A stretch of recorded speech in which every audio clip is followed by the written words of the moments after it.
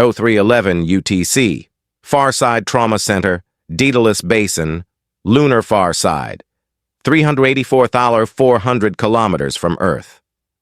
Beneath a dome of glassy regolith and a sky without sunrise, the Farside Trauma Center stands as the only neutral ground where sworn enemies can work side by side. Here, Dr. Nova Reyes of the Earth Union Defense and Sael Irh of the Hedaari Expeditionary Concord, two combat surgeons from opposing factions, are bound by a fragile truce. Their mission: save lives, human and alien, alike in the middle of a war that has already spilled across orbit and beyond. But when an AI called Orion begins deciding who lives first, and a deadly storm of weaponized microsatellites closes in, every choice becomes a battle between survival, loyalty, and something far more dangerous: trust. 311 UTC, Farside. Trauma Center, Daedalus Basin, Lunar Farside. The overhead lights shifted from soft bio-white to emergency amber. A sharp tone cut through the quiet of the night shift. Medevac Kestrel 12 inbound. Mixed casualties. Dr. Nova Reyes was already gloved and moving. Her boots made muted thumps against the composite floor as she stepped into the main triage bay. The dome's curved glass above was black as ink, scattered with hard, cold stars. Dust shield array shimmered faintly, pushing back the ever-present regolith haze.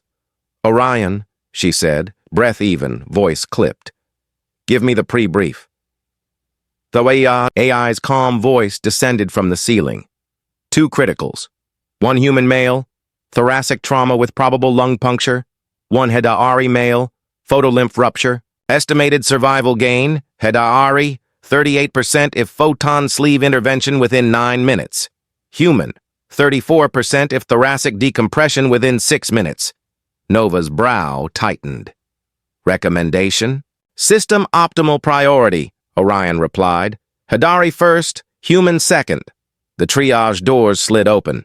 CMDR Jalen Okoye entered, helmet tucked under one arm. His eyes went straight to the status board. "Shard cloud densities increasing. Tycho approach might shut down inside 20 minutes. We work fast." The rumble of Kestrel 12 vibrated through the floor plates.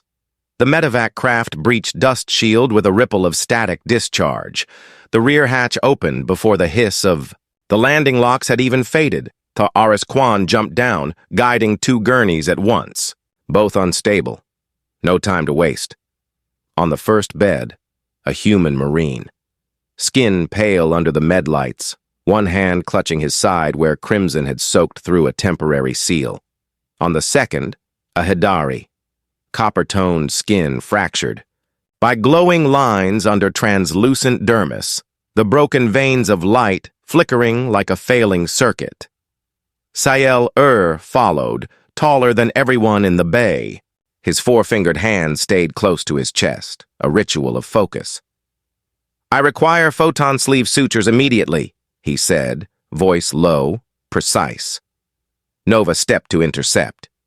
"We have them, but quench gels low." "Then use none," Sael replied without hesitation.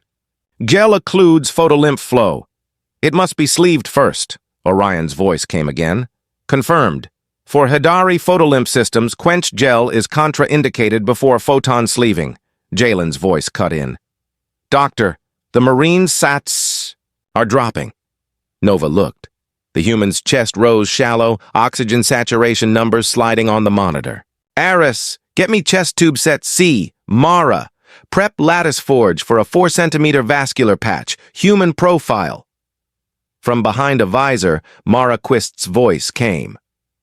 "Forge heating, 90 seconds.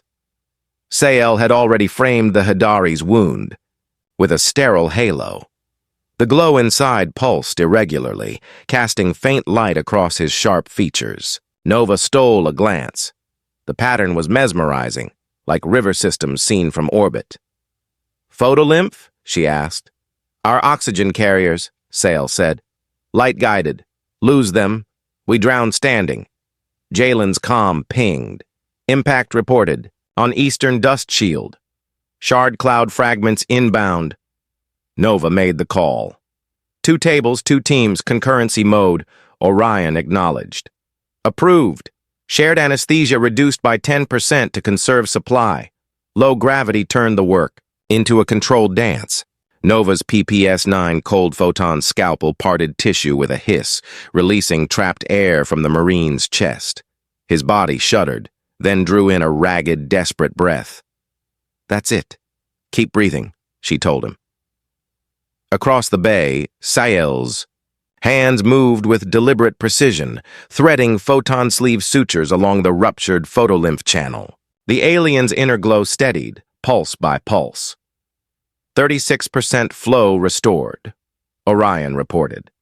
Continuing. Mara slid the bioprinted patch to Nova. "Seal in place," Nova said. "Eris, stabilize for scan." Another tremor passed. Underfoot, deeper this time. Jalen's gaze locked on the tactical feed. "Shard cloud wave 2 in 12 minutes. Kepler relay may drop to low band." Nova and Sael both looked up from their tables meeting across the sterile bay. 2 surgeons. 2 species, 1 impossible clock counting down, and the night on the far side had just begun. The Marine was stable enough to hold. The Hedaari's photolymph flow had climbed past 40%. Still, the tension in the triage bay was thicker than the lunar. Dust outside. Nova stripped off her outer gloves, turning toward Sael. "You realize Orion's priority model is designed for mixed-species logistics, not battlefield morality." Sael's gaze didn't waver. "And your battlefield morality," he said evenly, "ignores population survival modeling." "Population survival," Nova shot back, "doesn't matter to the man bleeding out in front of me." Jalen stepped. Between them, one palm raised. "Enough, both of you. We've got 9 more medevacs stacked on Tycho approach, and if shard cloud density keeps climbing, they'll close the corridor in under an hour." Nova's eyes flicked to the bay doors. "Close Tycho and we lose half our inflow." "Close Tycho," Jalen corrected, "and we lose all resupply. Oxygen tanks, suture packs, anesthesia cartridges." Sael adjusted his sleeves, voice still calm. "This is why Orion's model exists. In siege conditions, triage must consider sustainability." Mara's voice chimed in from the forge station. "Speaking of sustainability, our biogel stock's already down to 40%, and that's before the next wave." Nova bit back a retort, then exhaled slowly. "All right, but I'm not letting an algorithm make the call without my oversight. Not here. Not with human lives on my table." Orion's voice, calm as ever, filled the space. "Noted, Dr. Reyes. Oversight acknowledged. I will still provide ranked priority recommendations based on system-optimal outcomes." "Do that," Nova said, "but don't expect me to rubber stamp them." A sudden alert flashed across the wall display. Tycho approached traffic slowing, holding patterns stretching longer than safe fuel reserves allowed. Jalen's comm crackled. "Kestrel 7 reporting minor hull scoring from micro-impacts. They're requesting expedited landing sequence." Nova glanced at Sael. "This is what I'm talking about. We adapt in real time, not in preloaded equations." Sael gave a small, unreadable nod. "And yet," he murmured, "your real time will still need my hands, just as my real time will need yours." Jalen looked between them, then at the countdown on the tactical feed. "Save the philosophy for later. Right now, Tycho is still open, but not for long." The bay lights flickered as another vibration rolled through the dome. Outside, unseen but closing fast, the shard cloud kept thickening. 47 UTC, Surgical Bay 2, Farside Trauma Center, 400 kilometers from Earth. The med lights flared to full brightness. 2 operating tables, 2 patients. 2 surgeons from opposite sides of a war. On table 1, a human pilot, early 30s, shrapnel buried deep in the abdomen. Pulse erratic, oxygen levels dropping. On table 2, A Hedaari comms officer, photolymph pressure spiking toward. Catastrophic cascade. Nova stood at the foot of Table 1, Sael at Table 2. Between them, Orion's hollow interface hung in the air, glowing a pale blue. Data cascaded in real time. Vitals, predictive outcomes, suggested procedure flows. Recommendation, Orion said. Priority to Hedaari. Human survivability probability decreases more slowly over time than alien counterpart. Optimal resource allocation. Hedaari receives vascular reconstruction first. Human stabilized to delay. Nova's lips pressed into a hard line.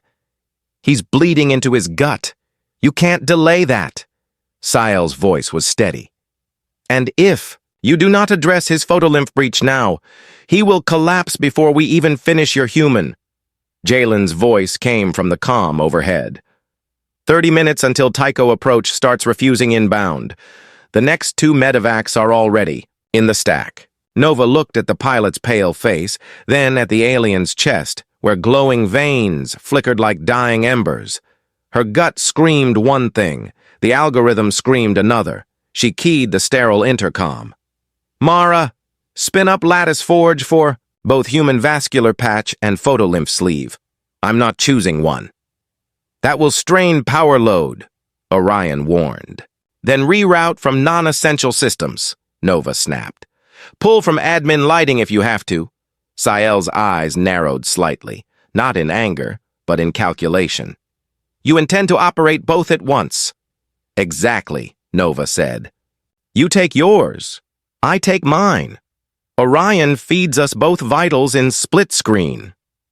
Risk of procedural cross-interference rises by 14%, Orion noted. Noted, Nova replied. Do it. The bay reconfigured in seconds. Sterile partitions slid into place, creating 2 mirrored worlds. PPS-9 scalpels hummed to life, one warm with human-compatible photon settings, the other tuned for Hedaari photolymph frequencies. Nova's hands moved fast, cutting through the abdominal layers with precision. Blood welled, bright under the med lights. Clamp, suction, retractor, she ordered. On the other side, Sael threaded photon sleeve sutures through a complex lattice of glowing vessels, each pulse timed to the alien's dual heartbeats. Orion's voice alternated between them. Human BP at 80/40. Recommend transfusion. In 30 seconds. Photolymph pressure dropping. Good trend. Prepare for sleeve closure. Mara's voice cut in. Human vascular patch ready. Pass it, Nova said, reaching without breaking her line of sight from the field. The pilot's pulse fluttered, then began to climb. Nova felt the knot in her chest loosen, just a fraction. Across the partition, Sael's patience steadied. The fractured light in his veins smoothing into a steady glow. Then, a shiver through the dome. The med lights flickered. Orion's voice spiked with distortion. Warning! External impacts on dust shield array. Shard cloud wave ahead of schedule. Jalen broke in. All medevac pilots ordered to accelerate landings. Tycho closing in 25. Nova didn't look up from her work. Sael, how's your closure? 70% complete, he said. You? Almost there. Another tremor rattled the trays. A clamp clinked to the floor, spinning in low G. Nova caught it mid-air, locked it back in place without missing a beat. Both tables reached closure within seconds of each other. Orion's voice softened back to its neutral tone. Primary procedures complete. Immediate mortality risk reduced for both patients. Nova finally exhaled, leaning back just enough to look across at Sael. Their eyes met through the sterile glass. Neither spoke. They didn't need to. The surgical bay smelled of sterilant ozone from the photon scalpels and the faint tang of victory snatched from an impossible choice. But outside, the shard cloud kept falling, and the clock kept ticking. 4:22. UTC. Observation Dome. Farside Trauma Center. The surgical bay was quiet now. Only the hum of filtration systems and the faint hiss of oxygen recyclers remained. Nova stepped out, stripping her gloves, the skin of her hands creased from hours inside sterile fields. The observation dome stretched above her, a transparent arc reinforced with lattice struts. Beyond it, the lunar far side rolled into shadow, and on the horizon, Earth hung like a marble of blue and white. She sank into one of the fixed benches along the dome's edge. A sealed thermopouch of coffee warmed her hands.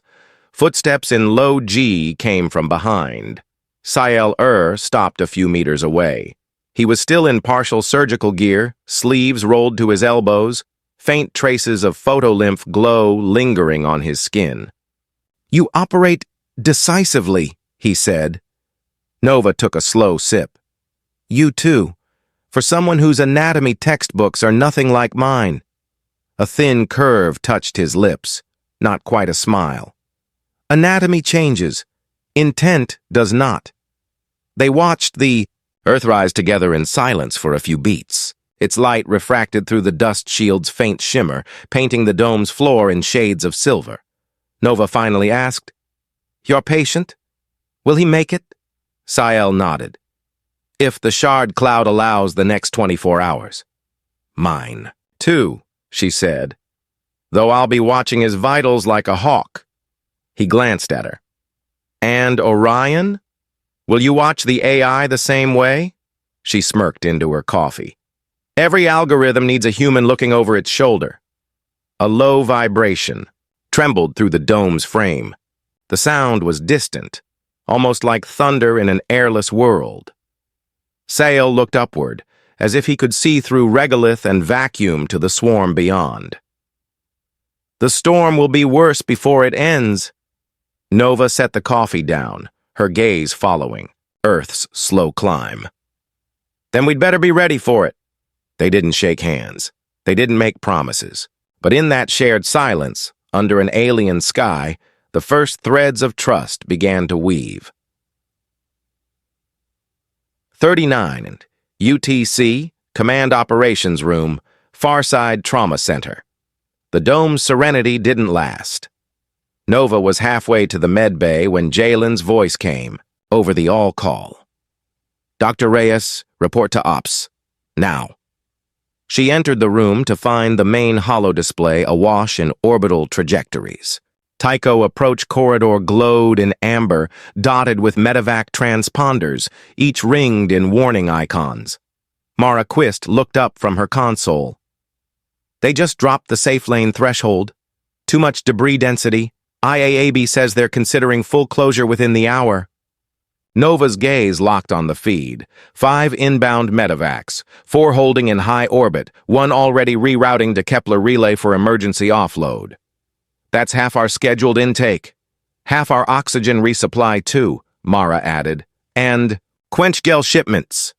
Jalen zoomed the map. The swarm of red motes marking shard cloud fragments was thickening along the corridor's outer edge. IAAB's debating whether to pull the plug before any more hulls get shredded. Last pass, Kestrel 7 took 23 micro-impacts in under 6 seconds. Collier Varric Doe's voice cut in from the holo channel, his Hedaari features sharp under the tactical lighting. "If Tycho closes, my medical personnel can no longer rotate, and your supplies will dwindle fast." Nova folded her arms. "So we prepare as if it's already closed." Jalen gave a short nod. "Agreed. I'll have Dust Shield on high output and start ration protocols." Mara hesitated. "That won't be enough if this drags more than 2 days." On the display, another medevac icon blinked, then vanished, tagged as aborted approach. The room fell silent for a beat. Nova broke it. "Then we keep every lung breathing, human or Hedaari, whatever it takes." Outside, unseen beyond the regolith horizon, the shard cloud pressed closer, and Tycho Corridor's clock kept ticking. Toward 0:05:03 UTC, Primary Triage Bay, Farside Trauma Center, the alarms didn't even fade before the next wave hit. Kepler Relay's feed lit up in warning amber, 6 medevacs inbound, staggered by less than 2 minutes each. Nova was halfway through a vitals check when Orion's voice dropped in, steady but urgent. Mixed species convoy approaching. Injury?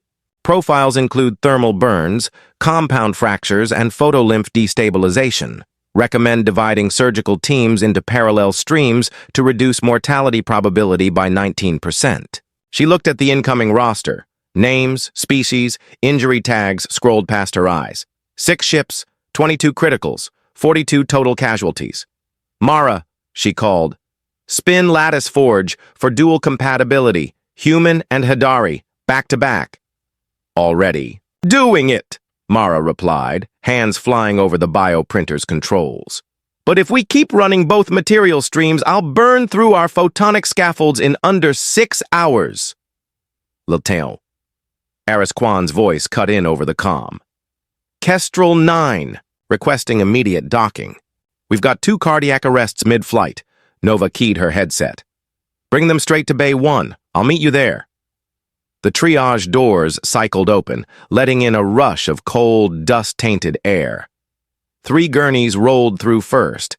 2 humans in full combat armor, 1 Hedaari with half his side sheared open. Photolymph leaked in soft pulses of light, spattering the floor like molten metal. Bay 2 for the Hedaari, Nova ordered. Sael Irh was already moving, his surgical harness snapping into place. I'll take him, he said. Orion, prep. Photon sleeve sutures and suppressed gel protocols. 2 more gurneys barreled in, guided by medtechs straining against the low G bounce. A human woman gasped for air, burns running from her shoulder to her hip. Beside her, another Hedaari clutched. A fractured forelimb, plates of chitin trembling under strain. Jalen strode into the chaos, scanning the feeds. Shard cloud densities spiking again. Tycho's still open, but the approach window is narrowing fast. Nova met his eyes. How long before they start turning ships away? Could be 40 minutes. Could be 10. Depends on impact rate. Another medevac docked, vibration rolling underfoot. The docking clamps engaged with a heavy clang. Eris appeared in the doorway, sweat lining his brow. We're out of safe approach vectors. Pilots are flying blind between debris pockets. Then we move faster, Nova said. Orion, split triage teams. 2 for human criticals, 2 for Hedaari. Share resources but isolate procedures. No cross-contamination. Confirmed, Orion replied. Allocating surgical assets now. The bay turned into a kinetic storm. Medtechs relayed vitals. Automated gurneys slid into position, their mag brakes locking with sharp clicks. Overhead, hollow screens stacked data in columns, heart rates, oxygenation, photolymph flow indices. Nova, past one bed, laying a hand briefly on the Marine's shoulder. You're going to make it. Stay awake for me. She pivoted toward another table where Sael was already deep into a stabilization procedure, his four-fingered hands moving in smooth arcs. You'll have Bay 2 clear in 5? She asked. 4, he corrected without looking up. Mara's voice broke through the background noise. First human patch printed. Second scaffold for Hedaari photolymph will be ready in 90 seconds. Get it to Sael, Nova said. Jalen reappeared at her side. Orion's projecting our throughput. Even at maximum pace, we can only clear half before Tycho's window slams shut. Nova gritted her teeth. Then half will live because we moved like hell. Somewhere beyond the regolith horizon, the swarm kept thickening. But here, under the dome and the unblinking stars, every second had to be wrestled from death's grip. 5:41, UTC. Strategic Briefing Room, Farside Trauma Center. The briefing room felt smaller when tempers flared. A single hollow table glowed in the center, projecting the Tycho approach in pale blue. Amber hazard zones pulsed along its length like wounds that wouldn't close. Kolaya. Varek Doe stood at one end, posture rigid, voice sharp. Hedaari casualties must receive photolymph stabilization within the hour. If Tycho closes, their survivability drops to near zero. We cannot afford delays.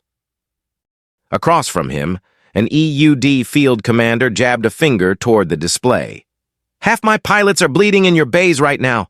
You think my chain of command will accept waiting while we patch up your comms officers? Nova sat between them, hands flat on the table. We don't have the luxury of one or the other. Orion can split triage streams. That's not the point, the commander cut in. The point is priority. You can't treat us like a shared spreadsheet. Varek's eyes narrowed. And you cannot treat us like guests in your hospital. The Inter-Alliance Armistice Board recognizes this facility as neutral ground. Jalen leaned against the wall, arms folded. His voice was calm but firm. Neutral doesn't mean ignoring the math. Orion's projections saved the most lives across both sides. That's why the AI is here. The EUD commander's tone dripped with disdain. An algorithm can't see the faces of the men it condemns. Neither can your orders from orbit, Varek shot back. For a moment, the only sound was the soft hum of the holotable. Nova broke it. I'm not letting this turn into a pissing contest while people are coding on my tables. Orion's system stands for now, but I have override authority and I'll use it if the situation demands. Both men looked ready to argue again, but a chime from the wall feed interrupted. Mara's voice came through, urgent. Nova, we've got a systems issue in Surgical Bay 3. Power fluctuations, possible EM interference.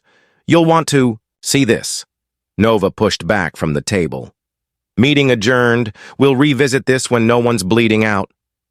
As she strode out, Jalen fell in beside her. That didn't resolve anything. It wasn't supposed to, Nova said. It was supposed to buy us time.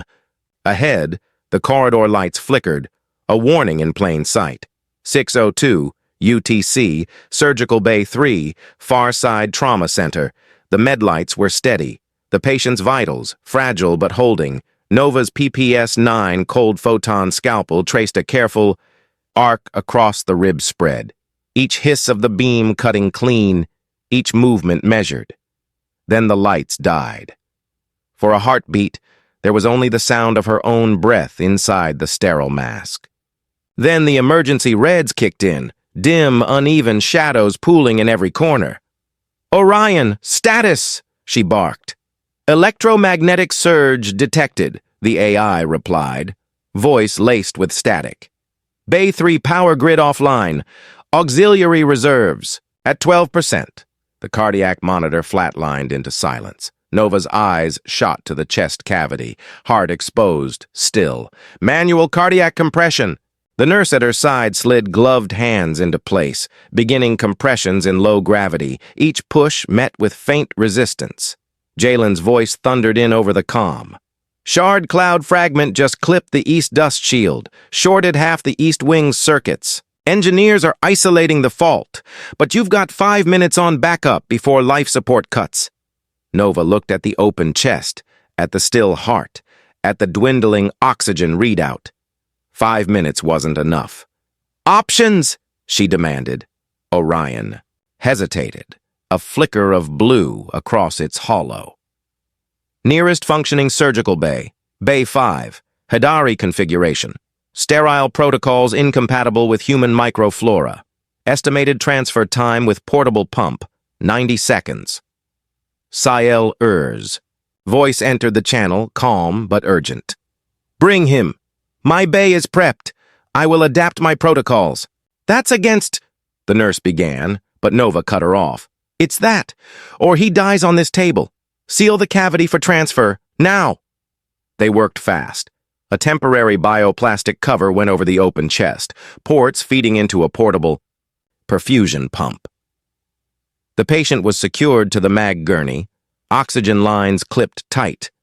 Nova shoved the gurney herself, boots gripping the composite floor, momentum pushing her into the dim corridor. The low G made it faster and slower. Every push gained speed. Every turn needed a hard counter-pull to stop from drifting into the walls. They burst into Bay 5. Bright Hedaari med lights hit her eyes, cooler in tone with a faint green edge. The air was sharper, tinged with an antiseptic she didn't recognize. Sael was already scrubbed, his photon sleeve sutures kit set aside. "I will assist. Your tools are there." Nova slid the gurney into place, locking it to the mag frame. "Switch monitors to human display set." The vitals flared onto the overhead hollow, erratic, dangerous. "Clamp ready?" she asked. "Ready," Sael said, already anticipating her next move. They worked in sync. Nova reopened the chest, the PPS-9 scalpel now tuned for human tissue. Sael managed suction, adjusted retractor arms, kept the sterile field intact with unfamiliar but precise movements. The heart shuddered under direct stimulation. "Come on," Nova whispered. Another pulse, stronger this time.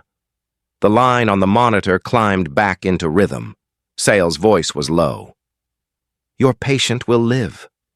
Nova glanced at him, sweat along her brow, her breathing ragged. "Because you broke your own rules," she said. His gaze held hers for a fraction longer than needed. "Some rules bend when the alternative is death." Orion's voice cut in, smoother now. "Power restored to Bay 3. East Wing stable." Nova nodded, once sealing the closure. She didn't say thank you. Not yet. But in the quiet between the beeps of the monitor, she knew this. Whatever line had divided their worlds was blurring. 39. UTC, Hybrid Surgical Suite, Farside Trauma Center. The patient was already prepped when Nova arrived, a young, human marine with a shattered liver, the rest of his vitals hanging by threads. The only viable graft was in a Hedaari donor, compatible enough to function with Orion's biochemical modulation. Sael was there, calibrating the graft's photolymph mesh to work alongside human blood plasma. "This will hold," he said, though his tone left no room for certainty. Nova donned her sterile gloves. "We do this together. Your anatomy, my closure." "Agreed," Sael replied, stepping to the donor table. Orion's dual projection interface floated between them. Left. Pain tuned to human vitals, right pain to Hedaari tissue dynamics. "Warning," the AI noted. "Cross-species immunologic risk exceeds 22%. Recommend immediate nano-immune dampers post-op." "Logged," Nova said, already making the first incision. Sael's hands moved with alien precision, detaching the graft along lines no human surgeon would dare. "Clamp photolymph channel," he instructed. Nova anticipated, placing the clamp before he even finished the sentence. "Graft ready for transfer," Sael confirmed. They pivoted together, moving the graft to the marine's open cavity. Orion adjusted lighting spectra, warm amber for human vessels, cool blue for photolymph conduits. "Anchor here," Nova directed. Sael threaded photon sleeve sutures into the modified hepatic vein, light pulsing along each line as the photolymph found its flow. Mara's voice came in from the control station. "Immune dampers prepped. You've got 6 minutes before they lose viability." "Plenty," Nova said, though sweat was already trickling down her neck. With the final seal in place, human blood and alien photolymph began their cautious exchange. Two systems that had never shared the same body until now. The vitals steadied, the graft's glow dimming into the warm red of oxygenated tissue. Sael stepped back first. "It lives," he said quietly. Nova allowed herself a short exhale. So does he. They both stripped off their gloves in silence. The marine's breathing was deep, steady, the kind that promised another sunrise. Only this time, it would be under two skies. 7:05 UTC, Command Operations Room, Farside Trauma Center. The room was dark except for the soft glow of the orbital feed. Hollow screens floated in midair, each showing a different angle from ships in the Tycho approach stack. Jalen stood at the center console, jaw tight. "We've got an open distress channel from Kestrel 14. Routing now. The feed sharpened into the cramped interior of a medevac cabin. Red emergency lights strobed against metal bulkheads. Behind the pilot's chair, two medtechs worked frantically. Over a patient strapped to a gurney, the pilot's voice was strained but clear. "This is Kestrel 14. Hull integrity compromised. Multiple micro-impacts. We've lost primary nav and half the aft shielding, requesting immediate clearance for hard dock." Nova leaned over Jalen's shoulder. "How far out?" 8 minutes if they hold current velocity," Jalen replied. The feed shifted. An external hull cam flickered to life. Outside, the black of space was littered with shards of light, each a fragment of war debris glinting as it tumbled. The swarm was thick, chaotic, like a blizzard made of knives. Mara's voice came in from engineering. "That density reading is wrong. It's climbing too fast.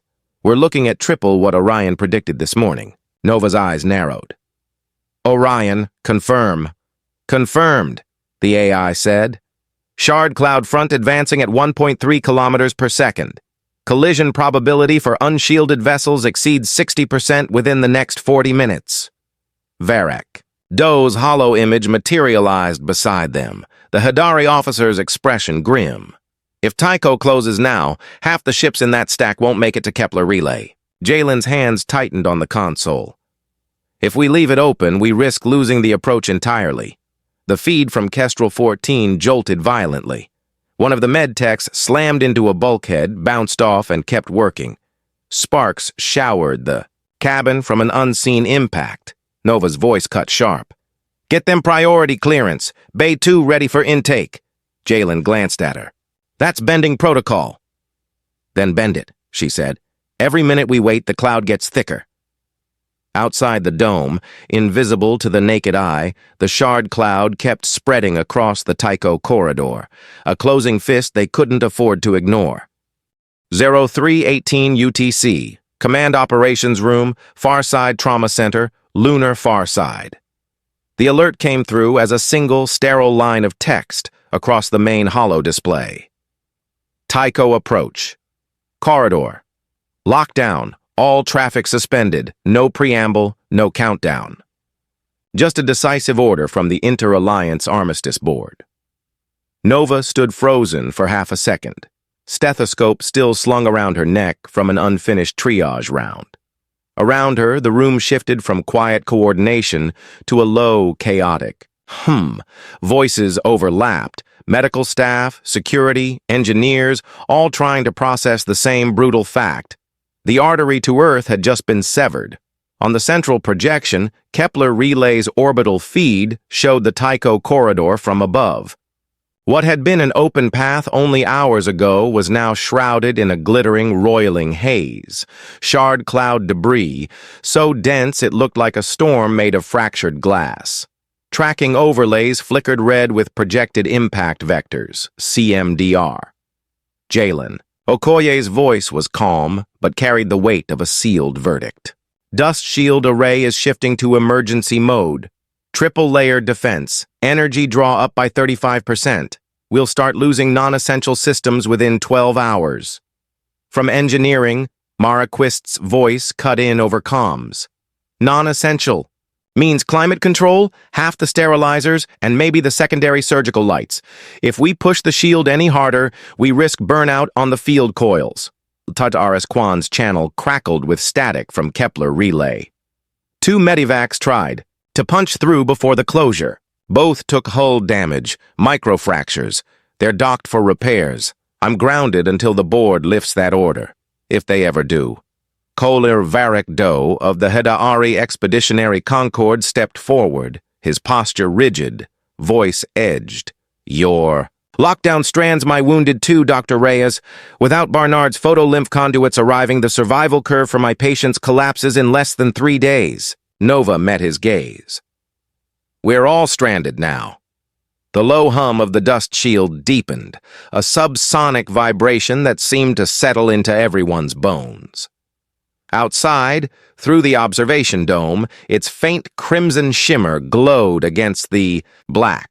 A cocoon or a cage? Orion's synthesized voice filled the room, perfectly even. Resource depletion in 72 hours is probable under current consumption. Recommend immediate revision of triage parameters to maximize survival probability. Jalen's eyes flicked toward Nova. Translation: decide who lives first. The AI's projection shifted to a live inventory board. Quench gel, photon sleeve sutures, vascular patch stock, all marked with countdown timers. Every line was a fuse burning down. Mara broke the silence. Every run of the Lattice Forge Mecha 4 spikes the shield's power load. We can't print tissue and maintain triple-layer defense at the same time. Nova's mind jumped ahead. That meant every graft, every printed vessel would be a calculated risk, opening the dome's armor for just long enough to keep someone breathing. Varick's gaze sharpened, and doing nothing guarantees their deaths. On the feed, the Tycho corridor spun slowly into shadow. No ships, no light, just the slow, cold drift of debris. Nova straightened, her voice steady. Then we lock down, we ration, and we fight for every hour we've got. No one argued. Outside, the dust shield pulsed brighter, holding the storm at bay for now.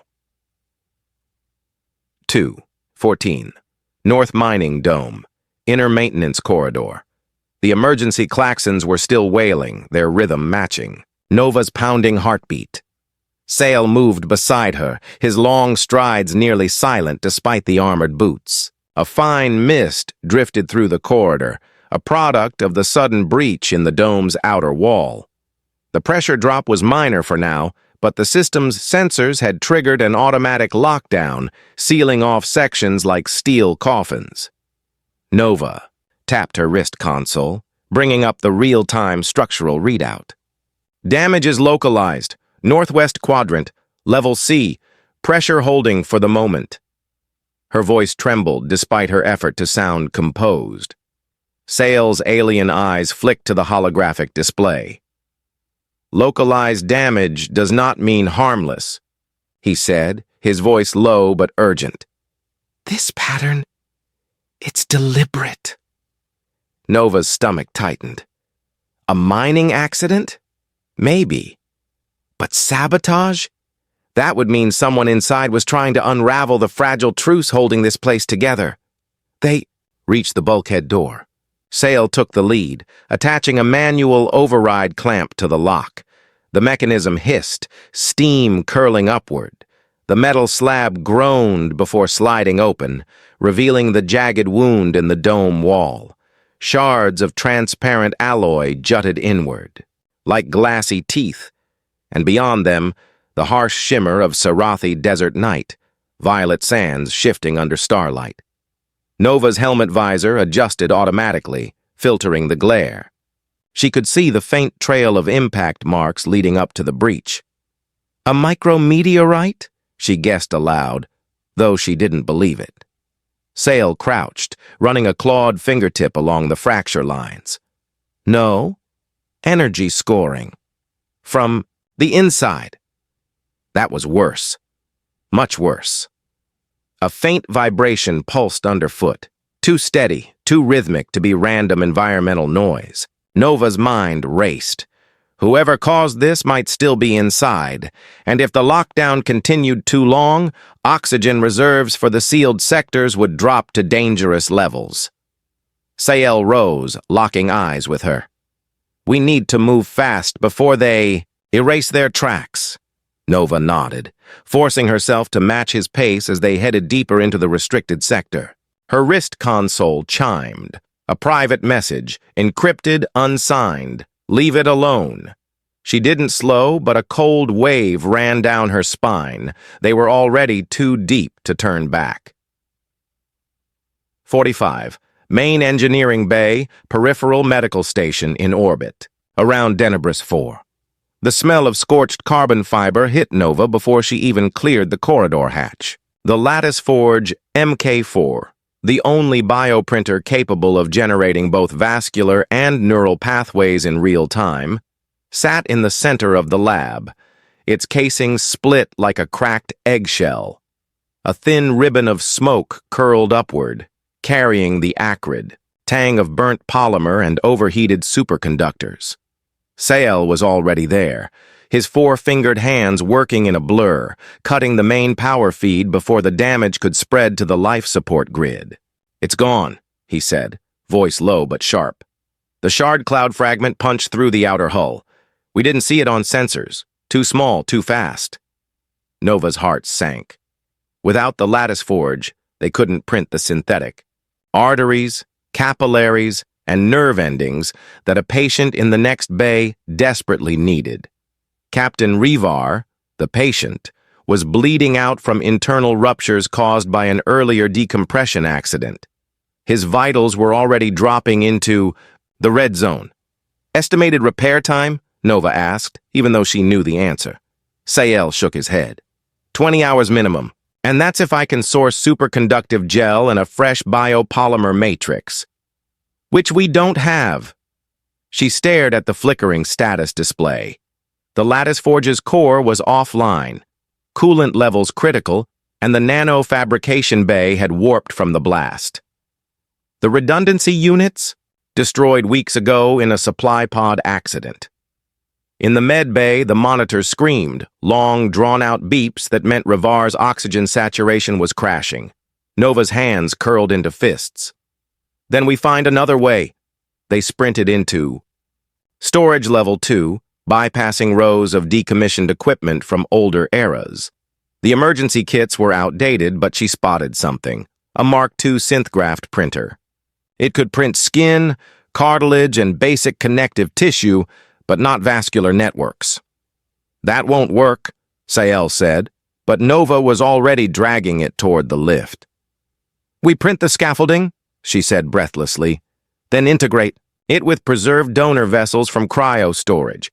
It's crude, but it might hold until we can stabilize him." Back in the med bay, the clock was a blade hanging over them.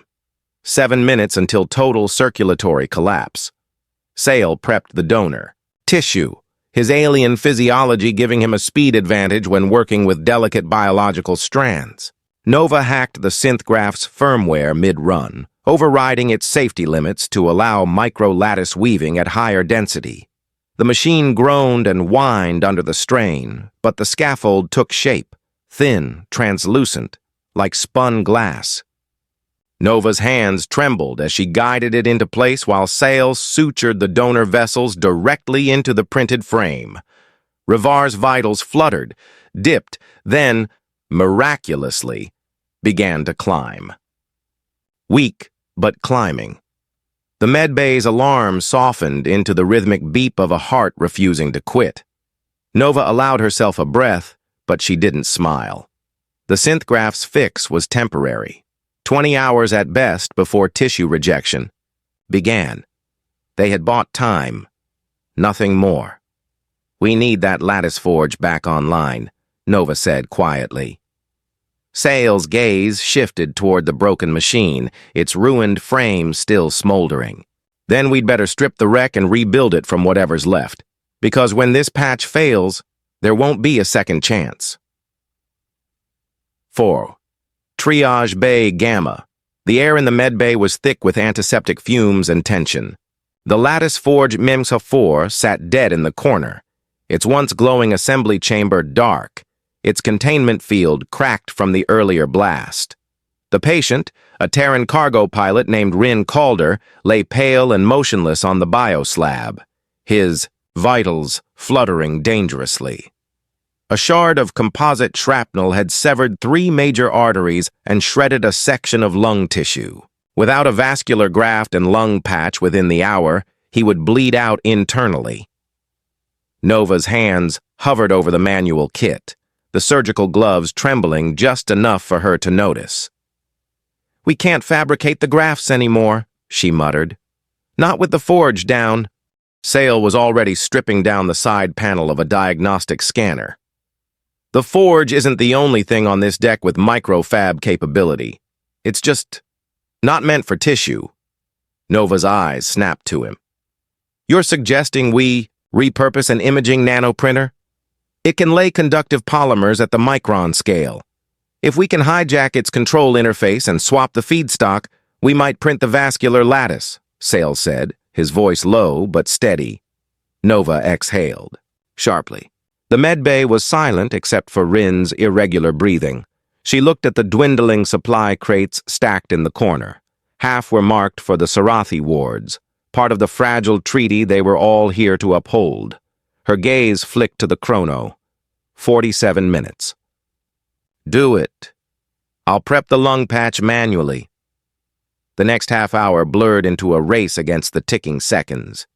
Sael rerouted the scanner's power grid, bypassing safety locks, while Nova synthesized a biopolymer from 2 incompatible medi gels. It smelled acrid, burning her nostrils, but the chemical profile matched 82% of natural vascular tissue, enough for the body to accept it, at least temporarily. Finally, Sael slid the improvised graft into the sterilization chamber. The printer's head shuddered, then began extruding a fine, lattice-like mesh no thicker than a hair. Nova implanted it with practiced precision, sealing the lung tear with the makeshift patch. She glanced at the vitals display. The flat dips began to rise. Rin's breathing steadied, his color returning by degrees. They had done it, but Nova knew the truth. This was a stopgap. The graft would hold for days at best. Without a functioning lattice forge or evacuation to a fully equipped med ship, Rin would be right back on the edge of death. And the nearest med ship was still 4 days out. She met Sael's eyes. No words. Passed. But the weight of the unspoken was clear.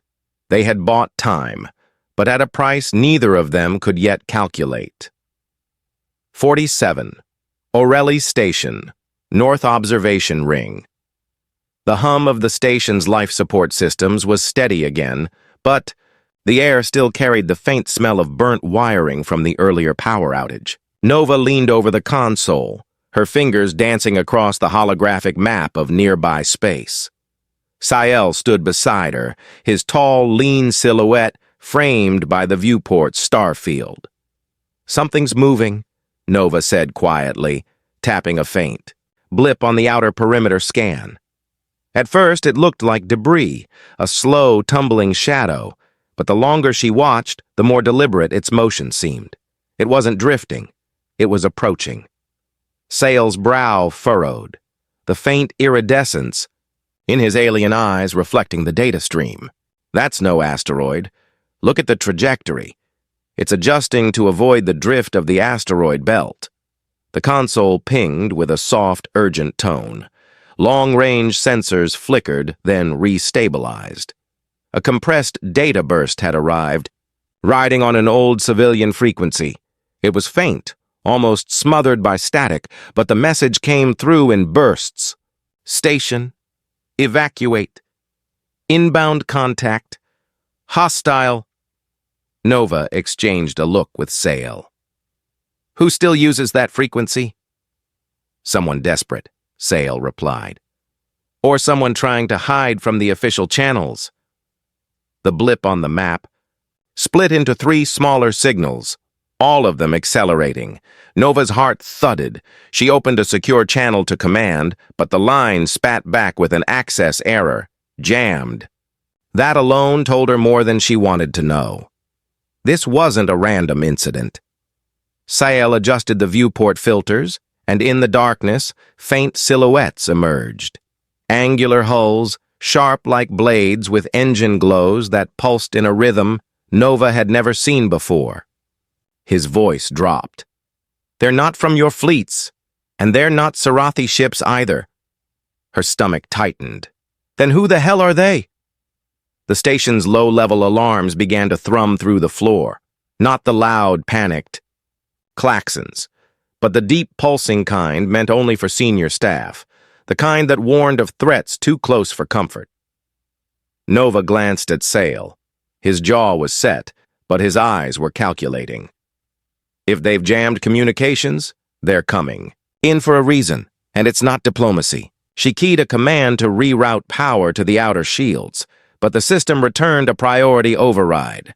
Control locked from Engineering Deck 4. Sael's expression hardened.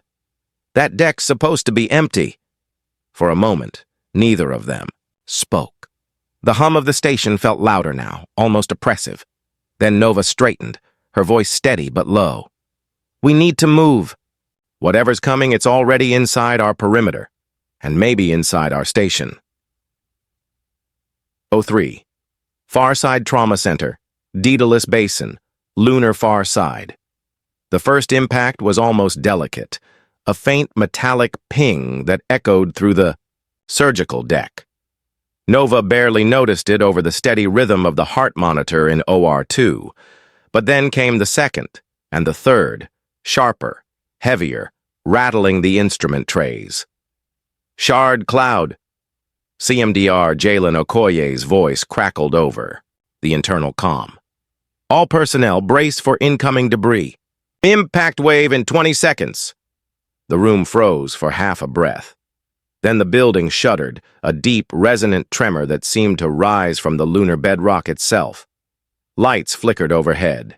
Instruments rattled. The faint hum of the dust shield. Array deepened into a low, thrumming growl as it pulled maximum power. Sael Irh stepped back from the observation window just in time to see a streak of molten metal arc across the lunar sky.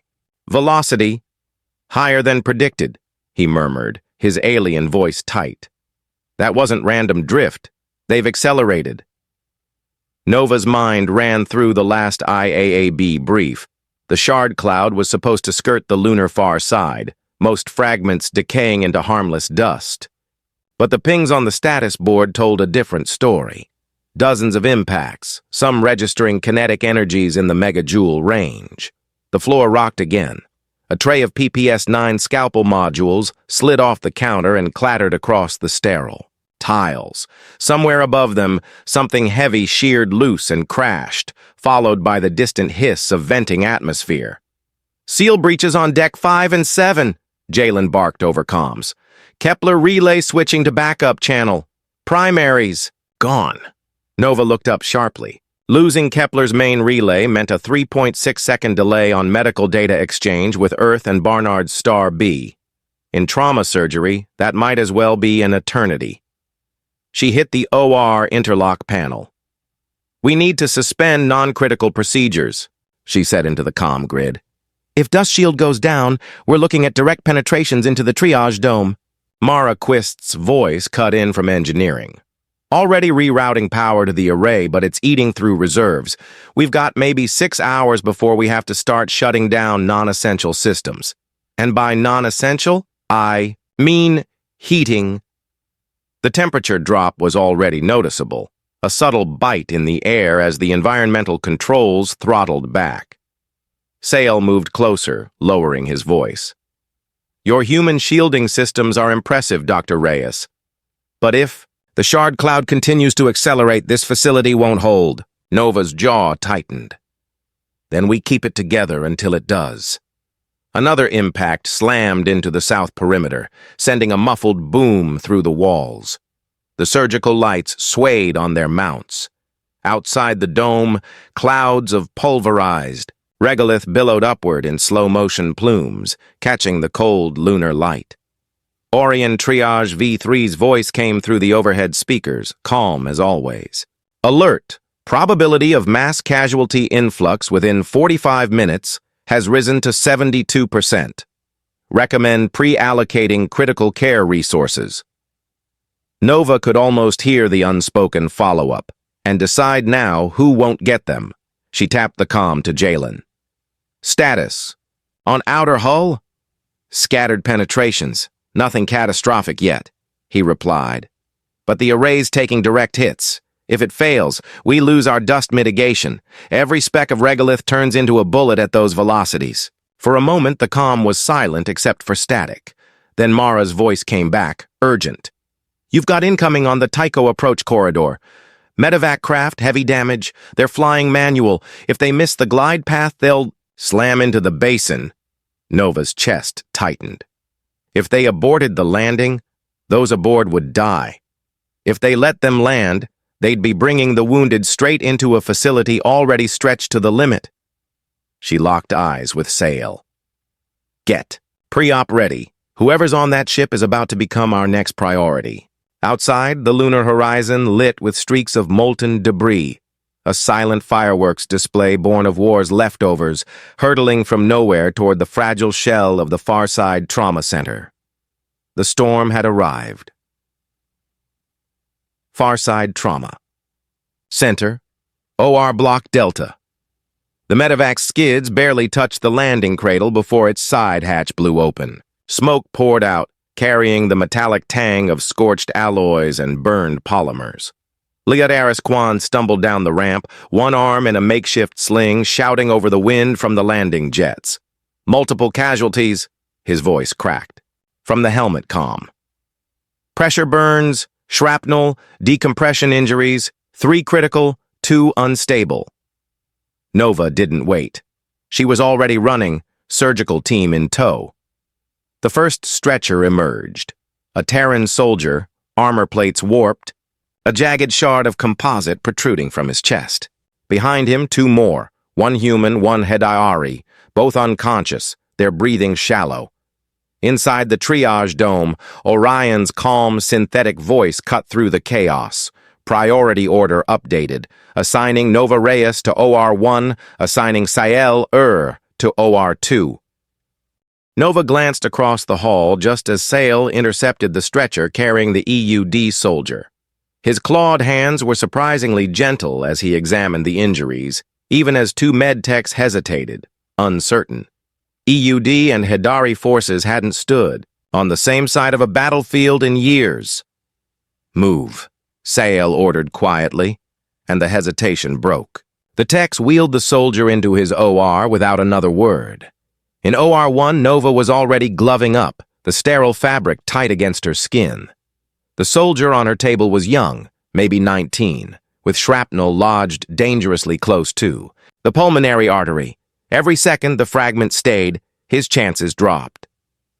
PPS 9, set to 0.4 lumen output, she ordered. The cold photon scalpel hummed to life, its tip glowing faintly. She cut through the burned tissue, steady, precise, blocking out the dull thunder of more impacts outside. Through the glass partition, she caught glimpses of Sael working. 4 hands in constant motion, sealing a collapsed lung with alien, sutures that shimmered faintly in the surgical light. He didn't look up, but she could see the focus in the tilt of his head, the economy of his movements. A nurse's voice jolted her back. BP's dropping! We're losing him! Clamp now! Nova snapped, sliding the scalpel aside. Blood welled, dark and thick, spilling over her gloves. The nurse pressed the clamp into her palm. She locked it down and injected quench gel directly into the arterial tear. The gel shimmered as its nanostructures activated, knitting a temporary seal. Stabilizing, the nurse said, voice trembling. Nova exhaled once, then resumed, easing the shard free and sealing the wound. Her shoulders burned, but she didn't. Slow. By the time the last suture was in place, her neck ached and the surgical lights had begun to feel like interrogation lamps. She stripped her gloves, stepping out into the hall just as Sael emerged from OR2. His tunic was streaked with both human blood and the iridescent photolymph of his own kind. He met her eyes, no words, just a nod, the kind that said we both made it through. Another stretcher came past, this time a Hedaari youth with abdominal trauma. Orion's voice followed. Assigning Nova Reyes to OR3. She barely had time to sanitize before she was back under the lights. Outside, the storm kept pounding the dome, each tremor a reminder. The real disaster wasn't over. It had just begun. 4. Farside Trauma Center, Surgical Command Bay. The air in Command Bay smelled faintly of ozone and antiseptic, a mix of the storm outside and the war inside. Nova was halfway through scrubbing in for her next case when Orion's voice came through, sharper than usual, Alert, severe Quang lymph trauma detected in OR4. Recommend emergency intervention with PPS-9 cold photon scalpel. Lumen output override to 1.8. Nova froze mid-motion. 1.8? That's above safe thermal threshold. Sael was already at the surgical prep console, his long fingers scrolling through the wound scan. The holographic model of the patient's chest cavity rotated in the air, photolymph vessels torn in multiple places, bleeding into both lungs. With normal lumen output, Sael said, we seal one vessel at a time. This patient will be dead before we reach the second. Mara Quist's voice crackled over comms from engineering. Overclocking the PPS-9 will dump 4 times the energy into tissue. You'll get thermal shock across at least a 3 millimeter margin. In humans, necrosis risk. In Hedaari, vessel collapse. Nova shook her head. We can't just burn through living tissue on a guess. We don't even have post-op data on lumen levels above 1.0. Orion's voice was steady, clinical. Probability of survival without lumen override, 12%. Probability with lumen override, 43%. The silence in the room was thick. A 43% survival chance was still terrible. But compared to 12, it was a chasm. Sael broke it. The vessel architecture here, he pointed to the projection, is a hybrid. This is one of the Reyes and Hedaari graft recipients from Tycho. We cannot use standard sutures on either side. The PPS-9 is the only tool that can seal both. Or destroy both, Nova countered. Outside, a low boom rattled the walls. Another shard cloud impact. The lights flickered. Orion's timer appeared above the scan. Time to cardiac arrest. Euro 742, Mara cut in again, softer now. I can Mahdi. The PPS-9's emitter to pulse instead of constant burn. It'll cut peak heat, maybe keep the margin under 2 millimeters. Nova's mind raced. A pulsed overclock was still untested, but it could work if they kept perfect rhythm. Any slip in timing, and they'd cauterize the wrong structure. She met Sael's gaze. We do this. We're flying blind. You follow my lead to the microsecond. The SWATs?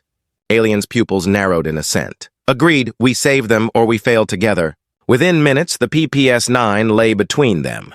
Its emitter casing opened, Mara's modifications glowing faint blue. Nova's hands tightened on the grips, the hum rising as the lumen climbed past 1.0, 1.2, 1.5. The air shimmered around the blade.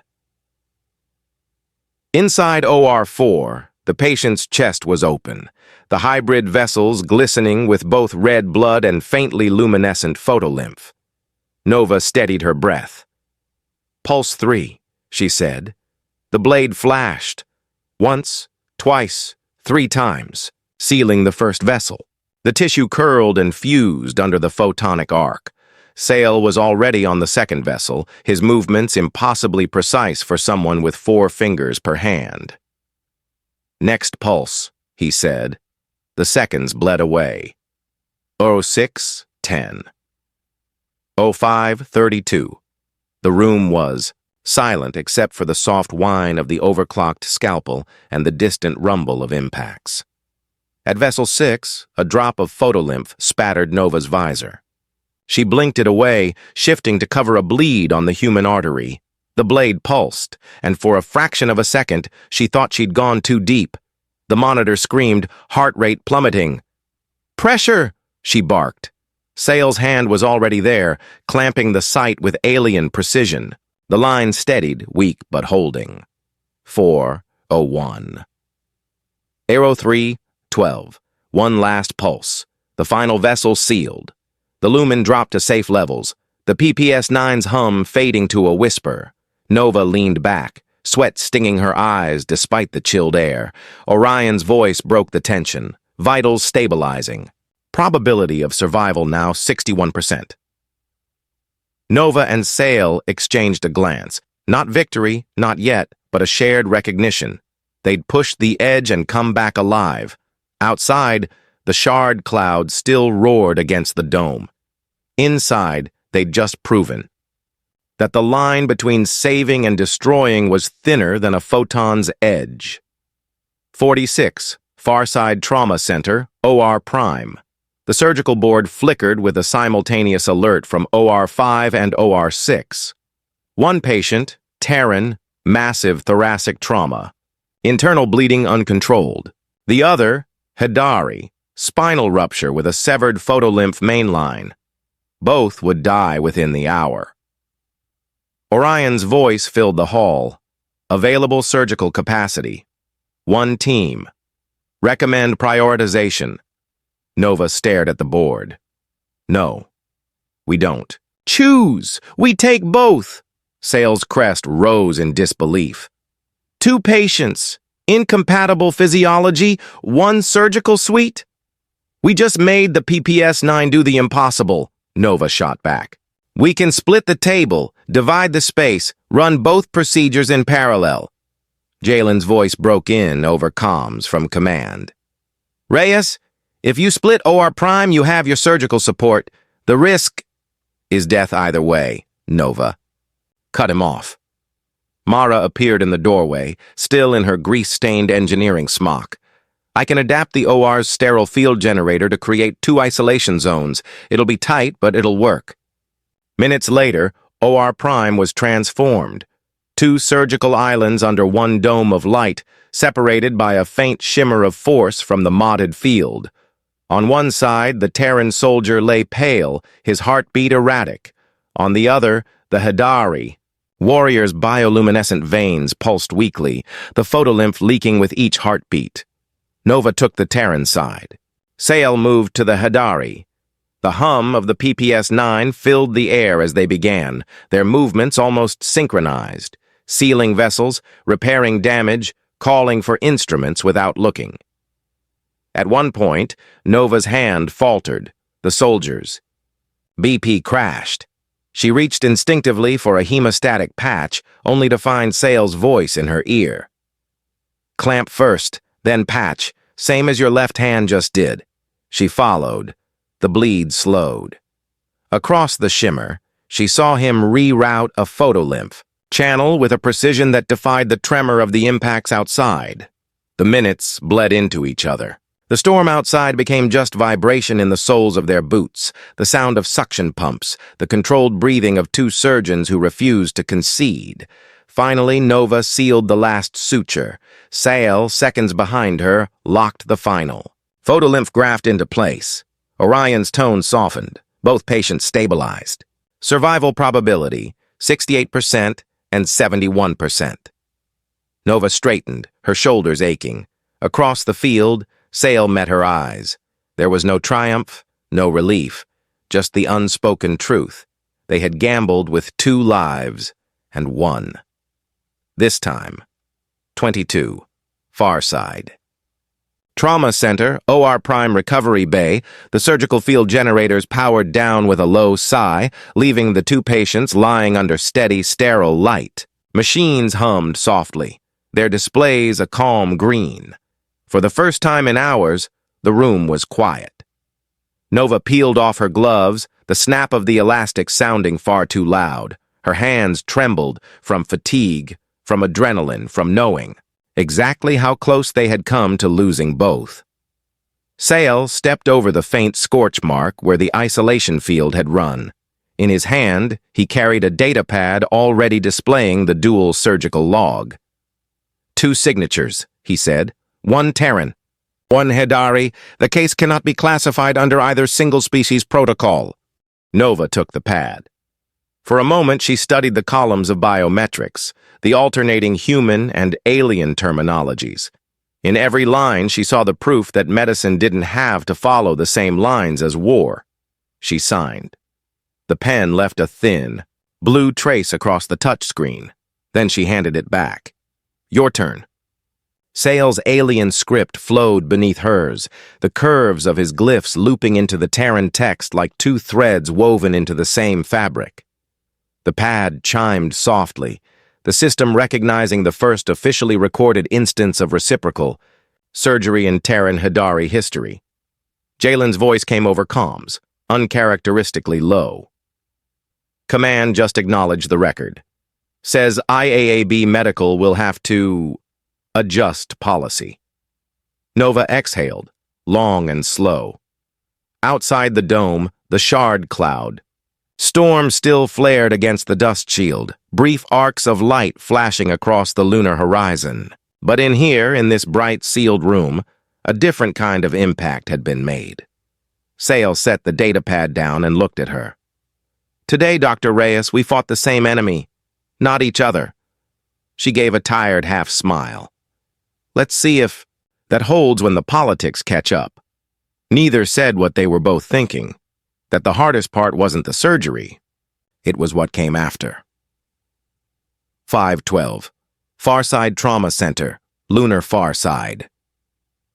The first light over the Daedalus Basin came not from the sun, but from the glow of Earth cresting the horizon, a pale blue sphere, serene against the black. The storm had passed. The shard cloud's hiss against the dust shield was gone, leaving only a faint crackle as the field powered down to stand by. Inside FTC, the silence felt heavier than the noise had been. The emergency klaxons were muted. The vibration in the walls was gone. But the smell, sterilant, recycled air, and the faint tang of overheated circuitry lingered like a reminder that the danger hadn't simply vanished. Nova stood by the observation dome, her eyes tracing the curve of Earth. She'd been awake for 32 hours straight, but she couldn't look away. We made it through the night, she thought, though she wasn't sure if she believed it. Behind her, CMDR Jalen Okoye strode in, his boots clicking against the deck. Dust shield power draws back to normal. Engineering says we can run med bay at full capacity again. His voice was steady, but his eyes kept flicking to the status boards, a habit you didn't lose after riding out something like that. The first supply shuttle broke over the ridge an hour later, its navigation strobes, cutting across the dusty plain. Lieutenant Aris Kwan brought it in low and steady, the hull still pitted from debris strikes. The landing struts kissed the pad without a hitch. Mara Quist was already there, directing crews as crates of quench gel, photon sleeve sutures, and fresh med scanners were unloaded. She caught Nova's eye across the bay and gave a nod. Not of celebration, but of acknowledgement. They'd bought time. Sael arrived moments later, his posture more relaxed than Nova had ever seen it. "Your planet is beautiful at dawn," he said quietly, gesturing toward the horizon. Nova glanced at him, then back at Earth. "It's easy to forget that from down there, the war is just a headline." Neither spoke for a while. Outside, the dust swirled in, slow arcs, kicked up by the shuttle's thrusters. Inside, FTC's lights felt warmer, the corridors less claustrophobic, but the sense of being on borrowed time lingered, an undercurrent no sunrise could erase. The supply run was only the first. More would follow, and with them, questions, reports, political demands. For now, though, there was just the pale blue of Earth and the knowledge that they were still here to see it. 9.05, FTC Strategic Conference Room, Lunar Farside. The IAAB crest shimmered on the hollow wall, a rotating emblem of two hands clasping over a fractured star.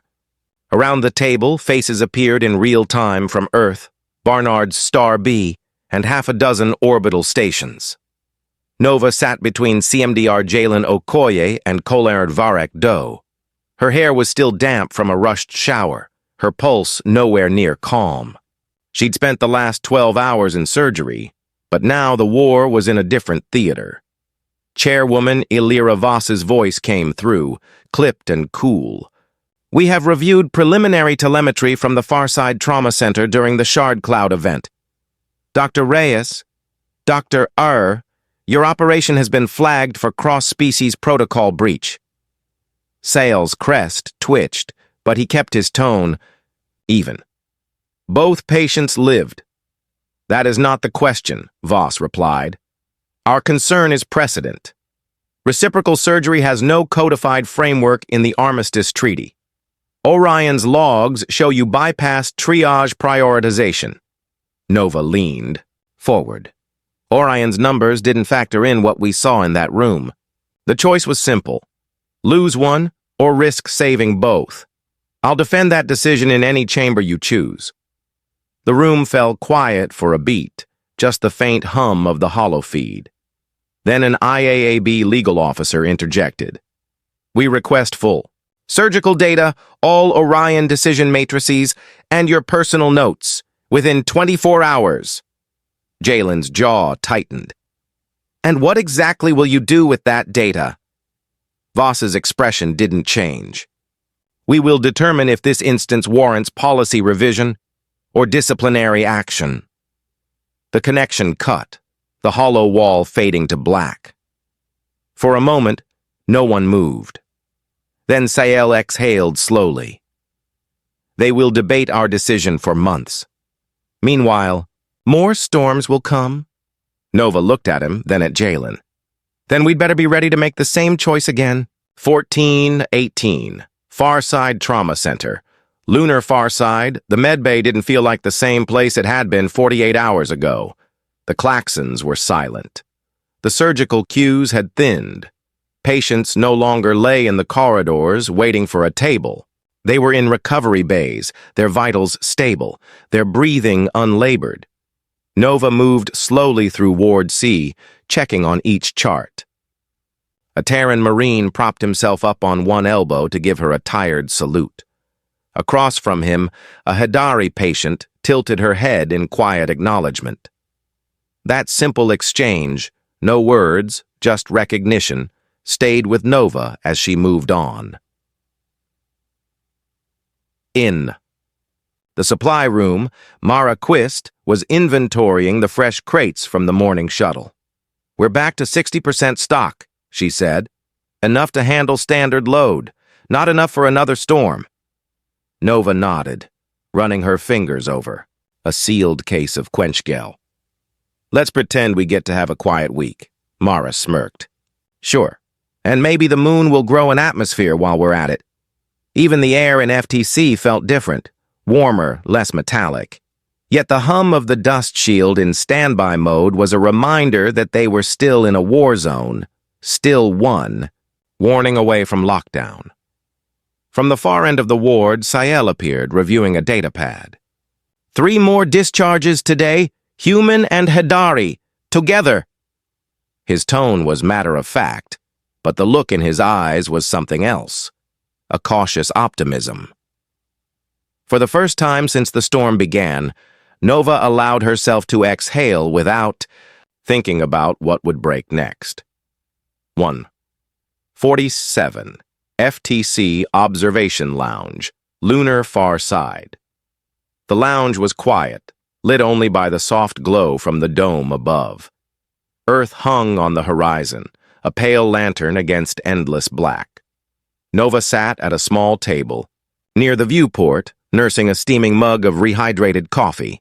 The smell wasn't great, but after the week they'd had, it might as well have been a luxury blend from Nairobi. Sael arrived without a word, setting his own mug down across from hers. He took a slow sip, his alien eyes narrowing slightly at the taste.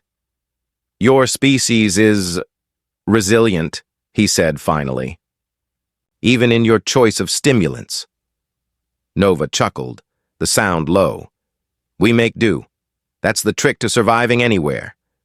For a while, they just sat there, watching the slow turn of Earthrise. Outside, the dust lay still. Inside, the tension that had defined their every exchange seemed lighter. Sael broke the silence. We should do this more often, not the storms, the working together without waiting for a crisis. Nova nodded. Exchange programs, shared training. Maybe next time we don't need a war to be in the same room. Their eyes met briefly, a silent agreement passing between them. The mugs warmed their hands. The quiet warmed something else neither was ready to name. 8:03, FTC landing pad, lunar far side, frost still clung to the deck plates when Nova stepped onto the pad. The air was thin and sharp inside her suit, every breath tasting faintly of metal. Medivac Kestrel 12 stood ready, her hull freshly patched but still bearing the scars of the storm. Lieutenant Aris Kwan moved along the boarding ramp, checking seals with practiced efficiency.